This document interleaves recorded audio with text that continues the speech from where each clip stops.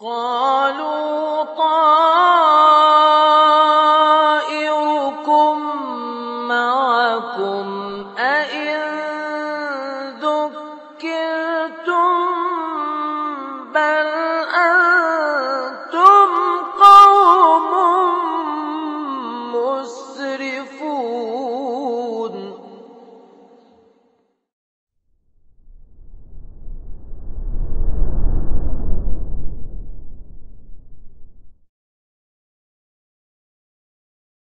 وما كان لمؤمن أن يقتل مؤمنا إلا خطأ ومن قتل مؤمنا خطأ فتحرير رقبة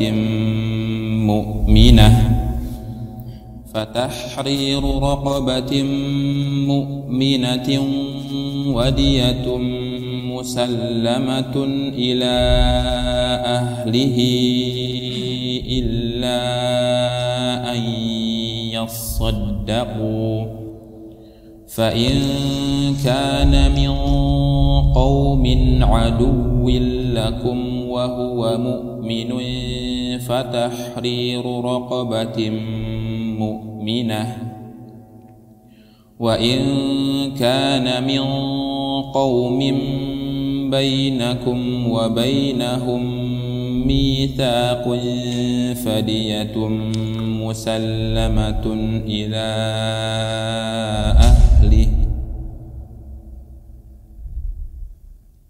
وإن كان من قوم بينكم وبينهم ميثاق فدية مسلمة إلى أهله وتحرير رقبة مؤمنة فمن لم يجد فصيام شهرين متتابعين توبة من الله وكان الله عليما حكيما.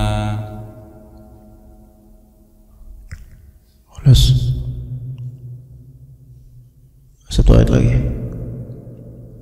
ومن يقتل مؤمنا متعمدا فجزاؤه جهنم خالدا فيها وغضب الله عليه ولعنه وأعد له عذابا عظيما.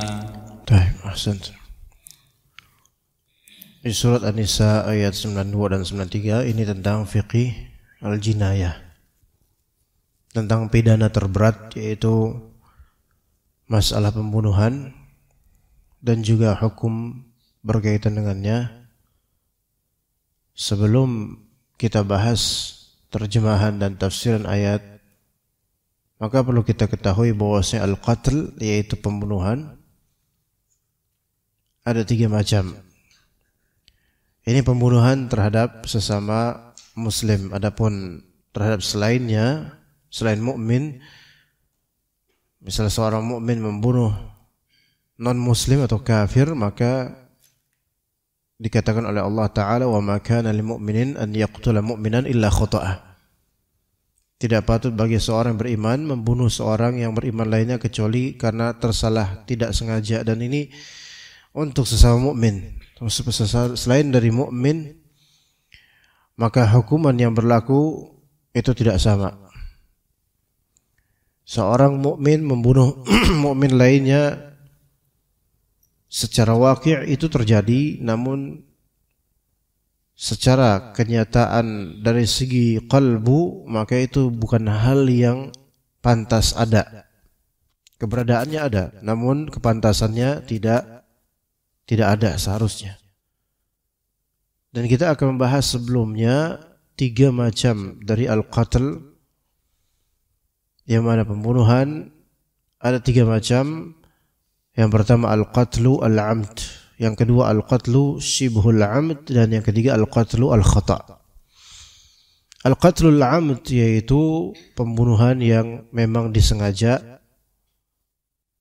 Ini belum sampai definisi, namun terjemahan Yang kedua, al-qatlu syibhul amd, yaitu pembunuhan semi sengaja. Yang ketiga, al-qatlu al-khata', yaitu pembunuhan yang tidak ada kesengajaan sama sekali, tidak bersalah. Yang pertama, al-qatlu al-amd, yaitu an yaqsuda qatla syakhsin bima yaqtulu ghaliba, yaitu qatl amd yang nanti di ayat kedua nanti kita bahas, yaitu dia membunuh seseorang, dia menuju memang berniatan membunuh seseorang dengan media atau alat yang secara ghalib atau biasanya berpotensi membunuh, seperti pisau, pedang, ya, dan batu yang keras dan besar, atau dengan tata cara yang memang secara ghalib biasanya akan membuat manusia mati. Maka ini al-qatl al-amd, kelaziman darinya adalah qisas. Qisas jika pihak wali atau pihak keluarga korban itu menginginkan adanya qisas. Kalau memang pihak keluarga korban tidak menginginkan adanya qisas, melainkan bayar diat, upeti, membayar diat, maka qisas diganti dengan pembayaran hukuman denda. Atau bisa juga dari pihak keluarga korban memaafkan, dari segi qisas dimaafkan, dari segi denda dimaafkan, maka khalas al-afu, yaitu dimaafkan total. Ini untuk apa? Qatl al-amd, ya. Qatl al-amd, pembunuhan yang disengaja. Kemudian yang kedua ada al-qatl syibhul amd, pembunuhan semi sengaja, yaitu an yaqsudal jinayata bima la yaqtulu ghaliba wa la yaqsudu al-qatl. Ya, an yaqsuda al-jinayah bima la yaqtulu ghaliba wa la yaqsudu al-qatl, yaitu pembunuhan semi sengaja adalah seseorang menginginkan perbuatan menyakiti korban, ya, dengan media atau peralatan atau tata cara yang biasanya tidak membunuh. Dia tidak bermaksud membunuh. Jadi ini bermaksud menyakiti dengan media yang biasanya tidak membunuh. Dan dia tidak ada maksud membunuh. Ini pembunuhan semi sengaja. Pembunuhan semi sengaja. Misal dia membunuh, dia memukul misal dengan rotan, misalnya rotan kecil, ya. Namun dan dia tidak bermaksud membunuh, hanya bermaksud menyakiti saja. Namun qadarullah dengan pukulan rotan itu korban meninggal dengan sebab itu. Dan dokter juga telah mengatakan bahwa inilah sebabnya. Mungkin dipukul rotan itu dia kaget dan meninggal. Rotan itu kan secara ghalib biasanya tidak menimbulkan kematian. Maka yang seperti ini tidak ada maksud membunuh, ada maksud menyakiti, namun ternyata dengan media yang ringan dia bisa mati. Maka ini juga terjadi pembunuhan, namun ini pembunuhan disebut apa? Syibhul amd. Ya, syibhul amd. Dan ini membayar denda. Tidak dihukum qisas. Jadi dihukum qisas itu ketika apa? Al-qatl al-amd, pembunuhan yang disengaja. Oke. Kemudian yang ketiga al-qatl al-khata'. Kalau ini pure murni pembunuhannya tidak ada niatan sama sekali. Ya, di sini al-qatl al-khata' adalah ma waqa'a min duni qasdil jinayati wala qasdil khata' wala qasdil qatl. yaitu yang terjadi tanpa ada niatan menyakiti atau niatan membunuh. Ya, niatan menyakiti enggak ada sama sekali.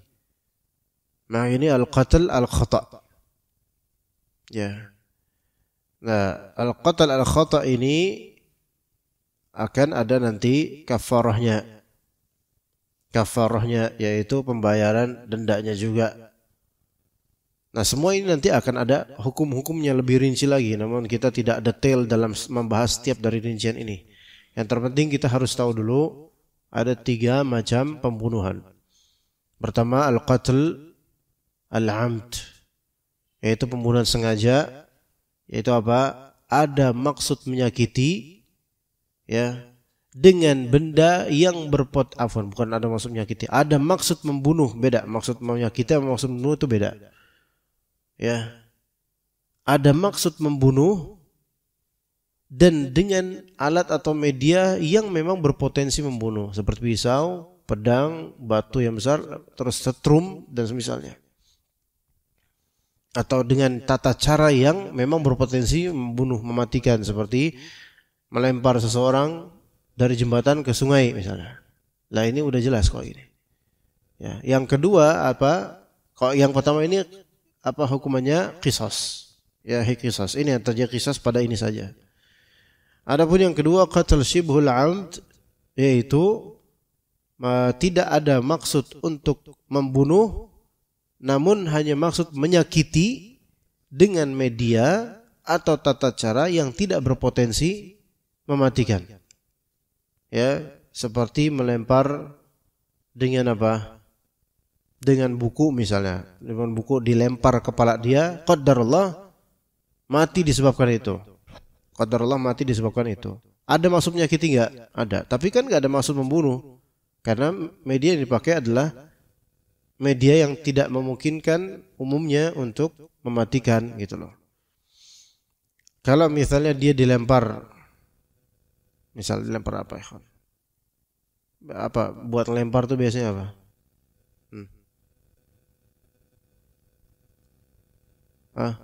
Lempar cakram. Tuh mati orang kok itu, ya berat itu. Apa kira-kira ya? Lempar pakai apa? Lempar pakai HP Nokia misalnya. Kira-kira gimana? Terus kena kepalanya. Secara ghalib orang kalau dilempar pakai HP yang berat mati enggak? Enggak. Tapi ini mati dia. Ya wallahu alam gimana qadarullah seperti itu. Maka ini qatl shibhul 'amd. Tapi kalau misalnya memang ada niatan untuk membunuh, ya, maka ini besar kemungkinan masuk ke qatl apa? Al-'amd, sengaja. Sengaja. Ya, memang ada maksud membunuh dan dia cuma ada HP berat ini aja dilempar sama dia. Maka ini dikhawatirkan masuk ke sana. Bagaimana dengan begal? Dan itu ada bawa parang, bawa arit misalnya. Kira-kira gimana? Itu masuk qatl al-'amd. Apakah ada hukum qisas padanya? Ada hukum qisas padanya. Baik itu terencana secara individu tertentu direncanakan untuk mati, atau random, terencana secara random, siapapun ketemu di jalan kita bunuh dia gitu misalnya. Maka itu hukum qisas berlaku. Namun kalau keluarga dari korban begal ini memaafkan secara apa? Secara qisas, hanya mempersyaratkan bayar diat saja. Di sini ada opsi, ada pilihan untuk hakim di pengadilan. Ya, oke, dimaafkan, ini haknya keluarga korban memaafkan, silahkan. Tetapi ketika penguasa atau hakim melihat maslahat, maka harus dilihat bahwasannya begal ini, penyamun dan semisalnya, itu termasuk muharib atau termasuk mufsid fil ard, berbuat kerusakan di muka bumi, yang hukumannya itu diserahkan kepada hakim. Boleh saja hakim berijtihad untuk melakukan hukuman mati pada para penyamun atau begal, walaupun dimaafkan oleh siapa? Keluarga korban, karena dia masuk ke dalam wa yas'auna fil ardi fasada atau mufsid fil ard sebagaimana yang tertera di surat Al-Maidah. Ya begitu. Taib. Adapun qatl yang terakhir, qatl al-khata', yaitu pembunuhan yang bersifat apa? Salah total, yaitu salah, enggak sengaja. La yaqsud al-jinayah wa la yaqsud al-qatl. Tidak bermaksud menyakiti, tidak bermaksud membunuh, namun qadarullah terbunuh. Lah ini seperti apa coba kira-kira? Kalau misalnya seseorang dia misalnya cuman apa ngagetin dikit gitu. Bang. Yang dikagetin berlebihan, over kagetnya, kemudian masuk jurang misalnya atau lari terus misalnya. Ini kan enggak ada sama sekali kesempatan untuk membunuh atau menyakitin sama sekali, enggak ada. Atau sebagian fuqaha mencontohkan seseorang berburu, enggak tahu kalau di situ ada orang.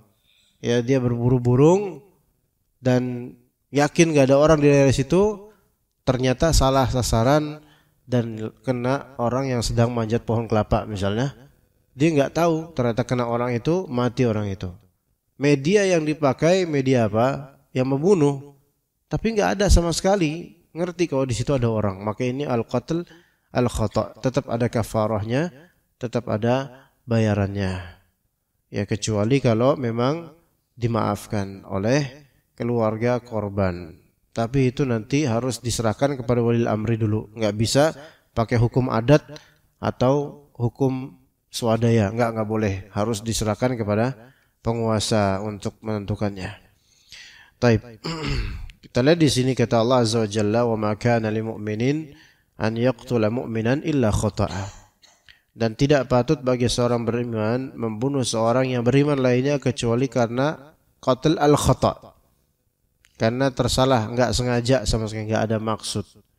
Ya, enggak ada maksud melakukan pidana sedikit pun. Pidana ini jinayah itu lebih luas daripada al-qatl. Lebih luas daripada al-qatl. Ya, seseorang misalnya ngebaret atau gores buat luka tangan orang lain, itu masuk ke dalam jinayah tapi tidak masuk ke dalam al-qatl karena itu bukan pembunuhan. Ya. Begitu.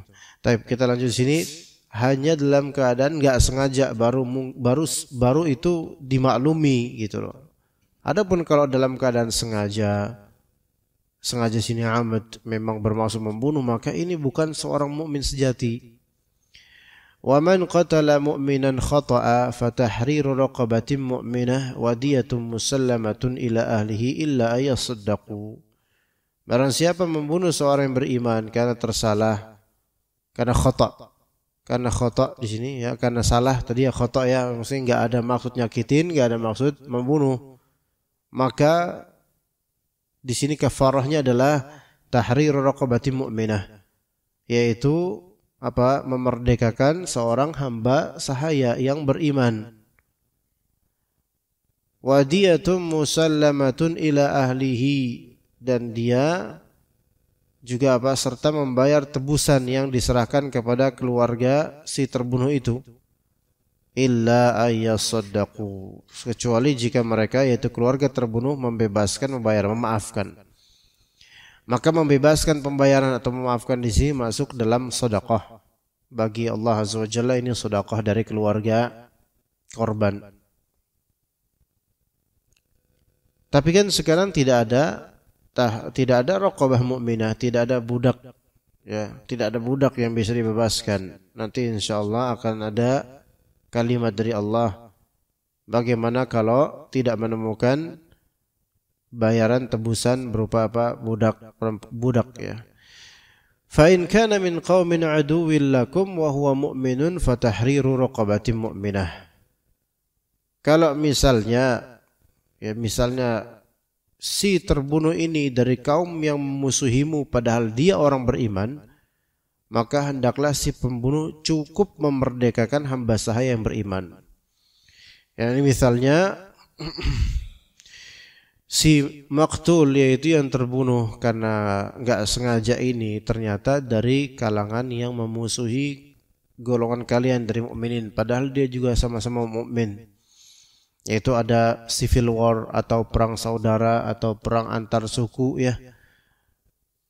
Misalnya antara suku ini dengan suku ini atau desa ini dengan desa ini berperang gitu loh, berperang. Padahal sama-sama muslim.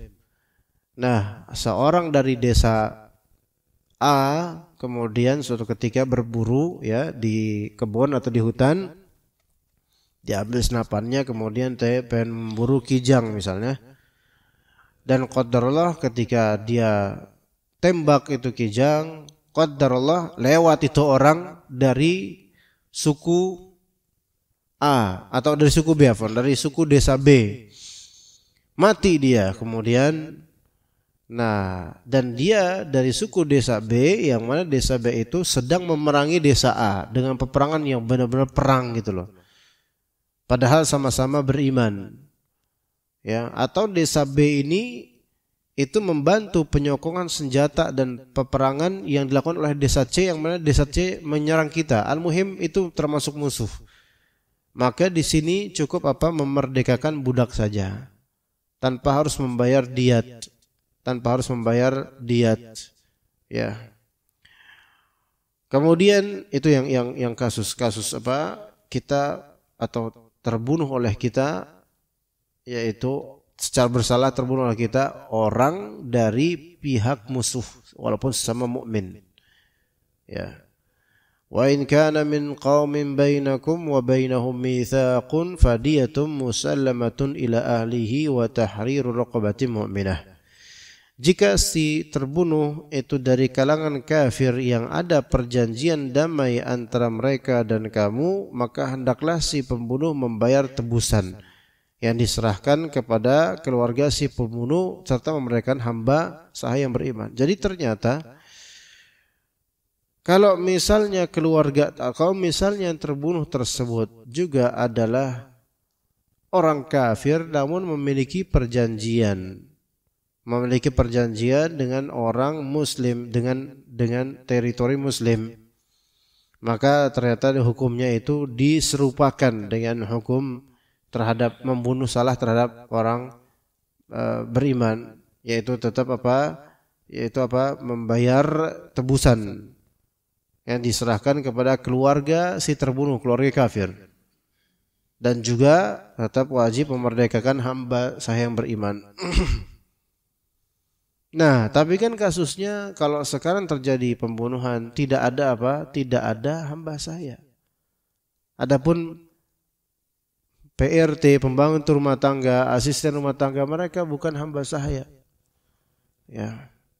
Mereka ada pembantu, asisten. Maka enggak ada hamba sahaya, bagaimana? Faman lam yajid fasiyamu syahraini mutatabi'aini taubatan minallah. Barang siapa yang tidak mendapatkan hamba sahaya, maka hendaklah dia si pembunuh berpuasa 2 bulan berturut-turut sebagai pertaubatan kepada Allah.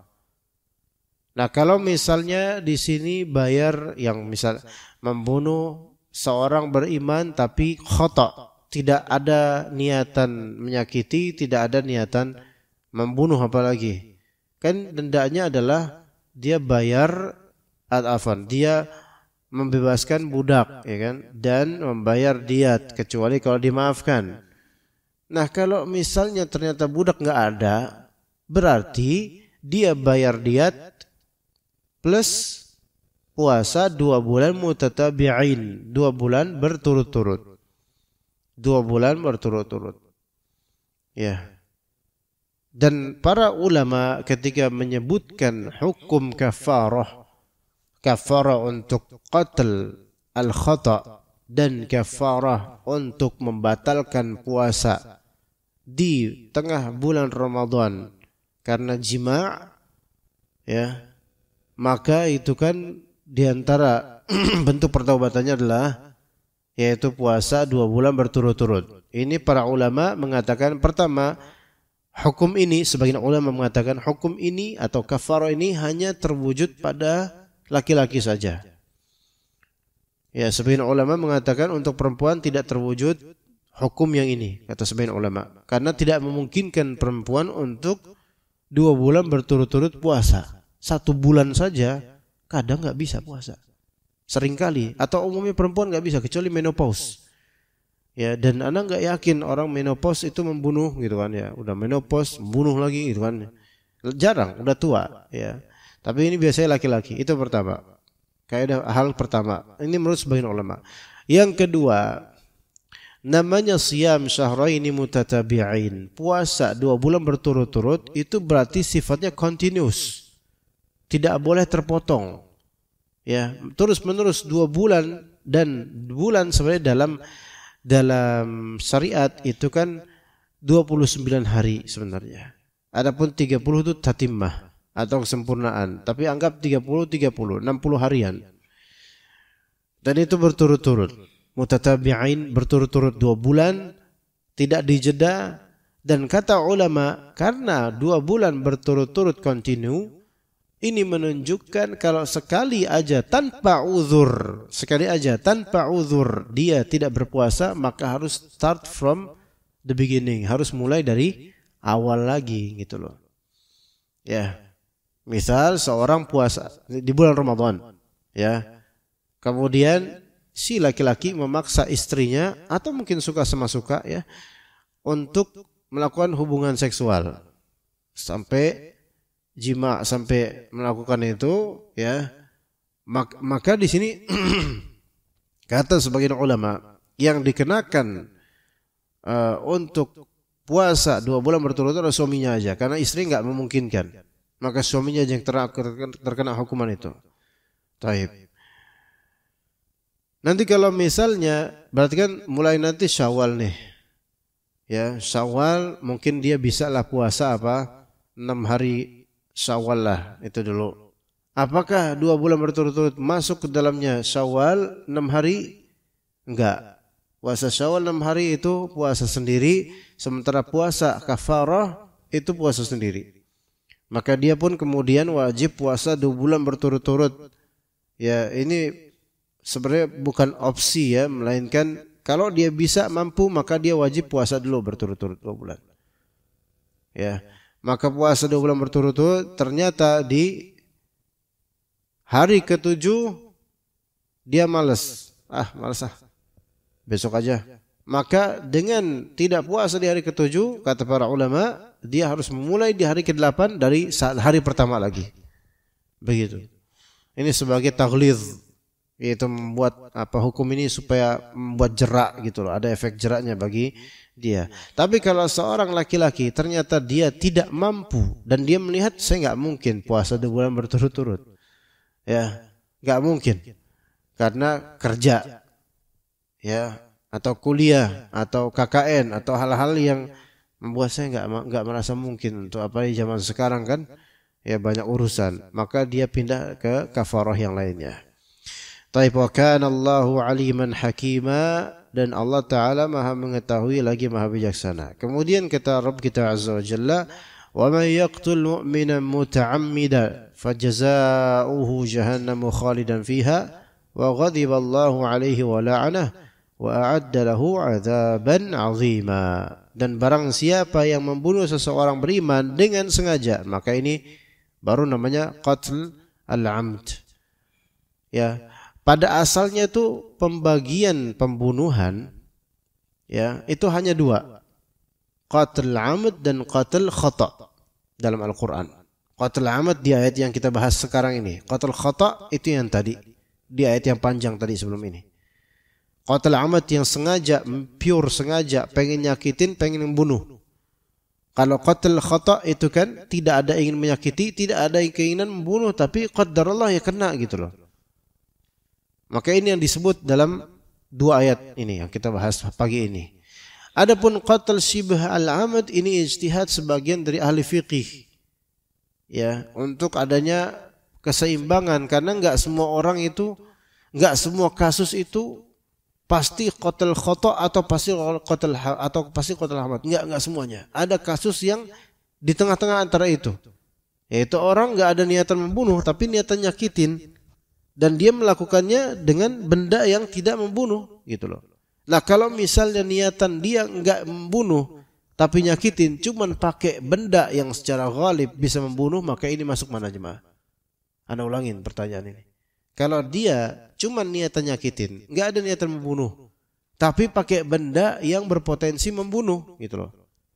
Kira-kira masuk mana? Semi sengaja atau sengaja masuknya? Ayo sok. Semi sengaja atau sengaja masuknya? Semi atau sengaja? Ya, masuknya sengaja. Karena ibrahnya di sini adalah di zahir media yang dia lakukan atau tata cara yang dilakukan. Ya. Sekarang ada orang pengen apa? Pengen nyakitin dan dia pakai pisau dapur. Dia pengen nyakitin. Ya. Tadinya enggak ada niatan untuk membunuh. Namun qadarullah dengan pisau dapur itu dia menyayat ininya bagian tangannya dan ternyata gara-gara itu mati dia. Mati itu korban. Makanya seperti ini hakim akan melihat apa? Zahir bukan dari dalam hatinya tapi dari apa? Alat buktinya, dari medianya, gitu. Iya. Ya kalau misalnya enggak dari itu ya nanti semua orang yang pakai pistol, pakai ini, wah enggak sebentar, dia beralasan saya enggak sengaja, ya. Susah kok gitu. Kalau memang enggak sengaja harus ada bukti yang sangat kuat yang menunjukkan dia enggak sengaja. Apa buktinya? Kecuali qatl khata yang memang benar-benar sama sekali nggak ada maksud untuk nyakitin aja enggak gitu loh. Kayak tadi pemburu, dia nggak tahu kalau ada orang itu situ. Nggak kelihatan. Kena nyasar. Kayak misalnya, tidak semua yang nyasar itu juga dihukumi pasti khata, enggak mesti. Ya.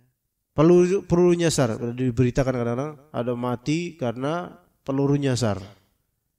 Peluru nyasar ini dinyasarin di mana gitu loh. Kalau dinyasarin di pasar, ini bukan nyasar namanya, emang keterlaluan. Tahu banyak orang, dia main itu. Nah ini perlu dikasusin lagi gitu loh. Dikasusin lagi gitu. Maunya apa ini orang? Udah tahu di pasar. Wah enggak, saya lagi latihan nembak. Nah nembak di pasar, Allah musta'an. Ya orang gila aja enggak kayak gitu. Orang gila masih mikir gitu kan. Ini berarti bukan, ini ada apa gitu kan. Nanti ternyata sekarang ada CCTV kan. Dilihat dari gestur dan gerak-gerik orang ini nih gitu kan. Begitu. Nah kalau misalnya ada perampok, begal gitu. Kemudian dia memakai pistol. Tapi dia nggak ada maksud untuk matiin ini orang. Ya, matiin korban, gak ada maksud. Tapi korban ngelawan. Karena mau dibegal, ngelawan gitu kan. Nah si tukang begal ini kemudian ya karena terancam dilawan, dia kena. Terus di pengadilan, Pak saya nggak sengaja, saya nggak mau nyakitin dia. Itu nggak sengaja kedor karena si korban ini mau nyerang saya bela diri dong, self defense, kata si begal. Terus hakimnya bilang, ya juga sih. Nah ini hakimnya juga bahlul kok kayak ini, nggak bisa. Karena apa? Dilihat dari zahirnya adalah dia pegang senjata.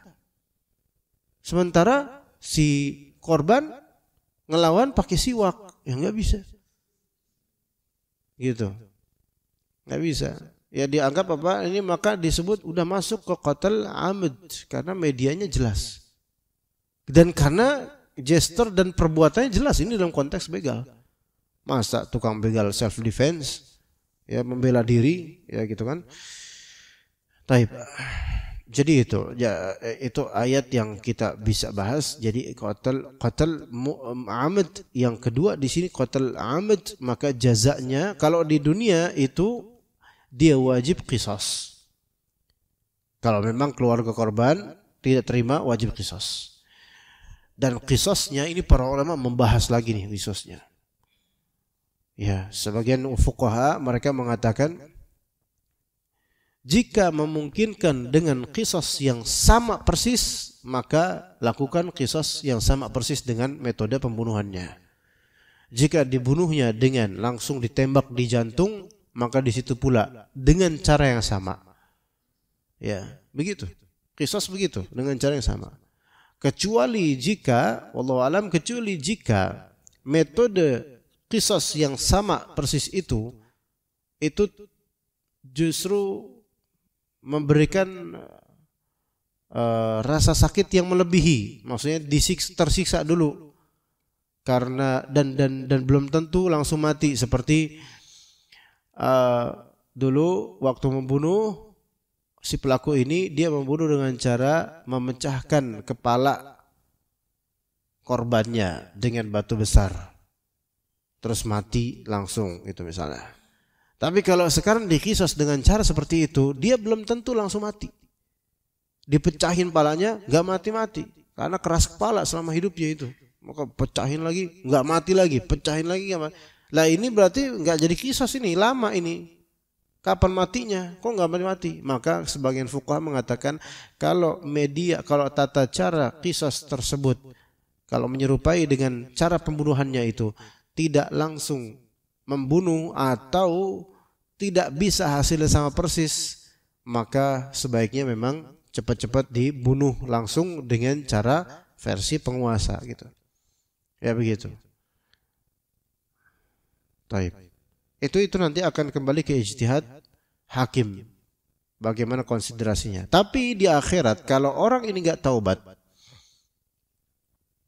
fajazauhu jahannamu khalidan fiha, maka balasannya ialah neraka jahanam. Dia kekal di dalamnya. Taib, khalidan fiha. Di sinilah khalidan fiha. Nanti Anda bahas. Wa ghadiballahu alaihi wa la'anah. Allah Ta'ala murka padanya dan melaknatnya. Wa adda lahu 'adzaban 'azima, dan Allah menyediakan baginya azab yang besar. Di sini ada hukuman apa? Ada jazanya untuk dari segi akhirat, jahannam khalid. Kemudian kemarahan Allah, kemudian laknat Allah, kemudian azab yang besar. 4. Namun yang ingin Anda bahas lebih besar, lebih banyak lagi, yaitu khalidan fiha di sini. Apakah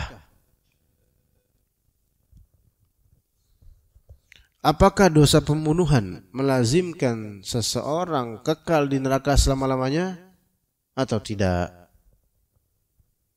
Kalau kita lihat dari ayat, zahirnya ya khalidan fiha di sini. Tapi bentar. Khalidan fiha sini. Lahu ma'nayan. Ada 2 makna. Khulud itu ada 2 makna. Imma maknanya adalah tulul muddah atau tulus zaman, yaitu panjangnya waktu. Bisa juga maknanya yaitu abadi. Abadi ghair munqati', tidak terputus sama sekali. Itu 2 makna dari khulud, khalid.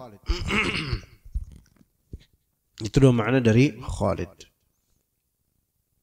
Maka Rasulullah SAW tidak melarang Khalid bernamakan Khalid.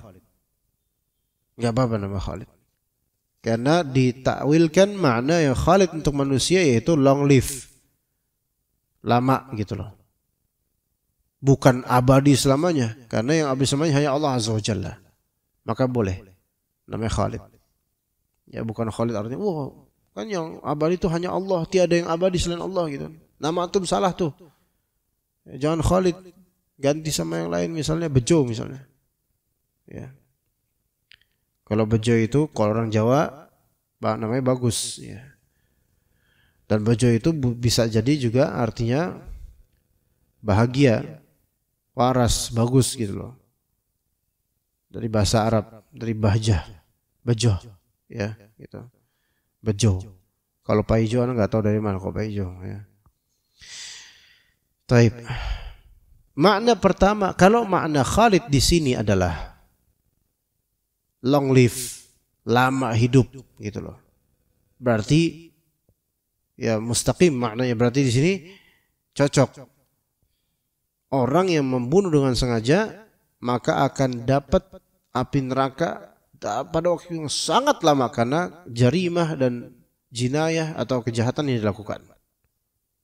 Ya, ini jelas. Ya. Itu kalau makna Khalidnya apa? Lama. Kalau makna Khalid di sini adalah abadi, maka tafsirannya beda lagi. Karena seorang muslim yang membunuh sengaja itu tidak kafir, tidak. Nah, jadi terus gimana dong? Kok ini diabadikan? diabadikan dia di jahanam ketika orang beriman ini sengaja membunuh dan dia menganggap halal pembunuhan ini. Menganggap halal pembunuhan ini. Bukan karena takwil, bukan karena salah tafsir, melainkan karena memang dia membuat peraturan sendiri bahwasanya halal nih buat saya membunuh orang ini. Maka dia bisa kafir gara-gara penghalalan apa yang diharamkan oleh Allah Azza wa Jalla. Bukan karena salah tafsir. Ada orang salah ijtihad. Ya, halal merasa dia dihalalkan membunuh. Misalnya apa ya? Misalnya menganggap bahwasanya membunuh orang-orang, misalnya membunuh orang-orang Khawarij itu halal. Memang bisa dibunuh ya, tapi yang membunuh siapa? Penguasa. Dan dia membunuh dia karena saking sebelnya sama orang Khawarij.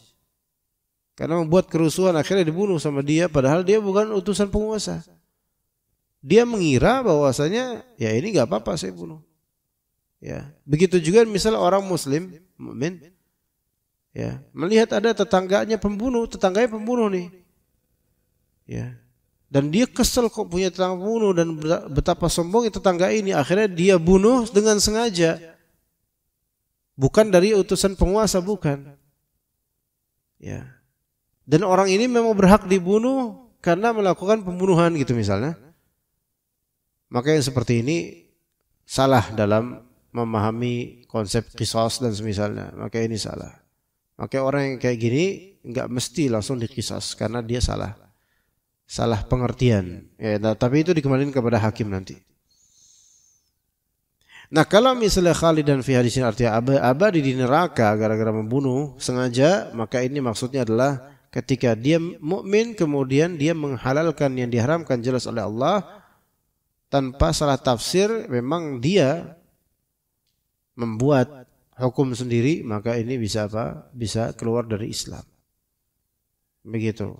Wallahu a'lam. Tapi ana lebih condong ke memaknai khalidan fi hadis ini yaitu tuluz zaman. Yaitu lama dia di neraka. Ini berlaku pada pembunuh yang belum taubat. Sebelum wafatnya belum taubat, maka dapat ini. Adapun pembunuh yang taubat, ya setelah dihukum qisas, sebelum dihukum qisas taubat atau dimaafkan oleh keluarga korban kemudian dia bayar diat atau bahkan dimaafkan sama sekali nggak bayar diat, nggak bayar apa, maka dia taubat, maka insya Allah tetap terima taubatnya selama dia memang sudah melalui proses hukum. Adapun kalau dia nggak melalui proses hukum, misalnya pembunuh bayangan atau apa Petrus itu apa Petrus? Apa dulu yang dulu tahun 90 itu? Pembunuh gimana namanya, Pak? Penembak misterius misalnya. Dan itu tanpa hak. Ya, tanpa hak. Ya misalnya, ya. Atau hal-hal yang lainnya membunuh tapi enggak ketahuan siapa pelakunya, CCTV enggak ada. Enggak ketahuan, tiba-tiba udah dimatiin aja gitu kan. Enggak ketahuan siapa pembunuhnya. Kalau dia taubat kepada Allah Azza wa Jalla tetap tidak cukup. Ya, dia harus apa? Menyerahkan diri. Ya ini bahaya nih. Ya. Misal ada seorang nih udah kenal sunnah, udah ini. Ya, dia dulu pernah membunuh orang. Nauzubillah min dzalik. Ya. Kemudian dia taubat. Ya, orang yang dibunuh, keluarga yang dibunuh enggak tahu siapa pelakunya. Karena enggak tahu. Ya udah keluarganya dibunuh aja gitu. Ya karena enggak ketahuan siapa pelakunya, udahlah kasusnya close. Akhirnya dia taubat. Enggak bisa dia taubat doang ke Allah tanpa dia menunaikan hak darah makhluk ini. Terus gimana? Maka dia boleh ke keluarga itu dan menyerahkan diri dan mengaku, atau ke penguasa sampai dimaafkan oleh keluarga itu. Itu kalau dimaafkan. Kau takut wah nanti saya bakal dikisas, ya you deserve it. Antum berhak dapat kisas. Mau pilih mana? Wah, nanti kalau saya mati dong. Ya antum mati karena taubat. Kalau antum nanti mati karena dicakar kucing kemudian masuk neraka, gimana? Kalau belum taubat, belum kembali ke mereka, maka coba. Ya datang ke keluarganya. Assalamualaikum, waalaikumsalam. Maaf Pak, saya mau beri kabar nih. Saya tuh yang membunuh fulan dulu 5 tahun lalu. Astagfirullahaladzim. Gitu. Dilaporin kemudian ke Pak RT, laporin ke Pak RW, laporin ke Pak Lurah, laporin ke Pak Camat, laporin ke Bupati, Gubernur, dan seterusnya. Ya. Urusan panjang, ya panjang. Ya urusan dunia, panjang. Misal kemudian hakim melihat bagaimana keluarga bilang, udah Pak, kisos aja Pak, maka kisos, mati itu orang nanti. Kalau keluarga kemudian kalau keluarga bilang begini ke hakim, ini kami maafkan karena dia sudah berlaku baik, jujur dan mau bertaubat, maka kami maafkan dan melihat wajahnya kan nggak mungkin kalau bayar kafarat Pak Hakim. Ya udah kita maafkan semua. Maka kholas dia taubat kepada Allah terima dan dia bebas dari hukuman darah. Kalau dia nggak melakukan itu, melainkan dirahasiakan total, bodoh amatlah nanti. Nanti di akhirat yang paling pertama ditanya adalah tentang darah. Kalau untuk hak manusia sebelum harta, gitu. Dan betapa banyaknya itu orang membunuh, apalagi dulunya pembunuh, terus kemudian nggak ngaku sama sekali, gitu. Karena haknya masih nyangkut pada orang atau keluarga yang terbunuh, haknya masih nyangkut. Adapun kisah pembunuh 99 orang di hadis Nabi itu yang nanti digenepin 100, maka ini kan syariat sebelum kita. Begitu. Ya. Dan juga di ketika itu mungkin tidak ada hakim yang memutuskan. Seandainya ada hakim sah memutuskan, maka nggak perlu ke orang alim doang, harus ke hakim juga, gitu loh. Begitu, wallahu alam. Kalau sekarang kan negeri hukum. Ya nggak bisa ada orang 99 kali membunuh terus habis itu dia taubat gitu aja, akhirnya hijrah ke Thailand misalnya. Mau jadi apa antum di Thailand? Harus ada penegasan hukum di negeri ini gitu kan. Taib. Itu untuk tafsir Al-Aisar dan insyaallah kita lanjut ke syarah Al-Aqidah Al-Wasithiyah. Insyaallah setelah ini sallallahu ala nabiyina Muhammad wa ala alihi wa sahbihi ajma'in.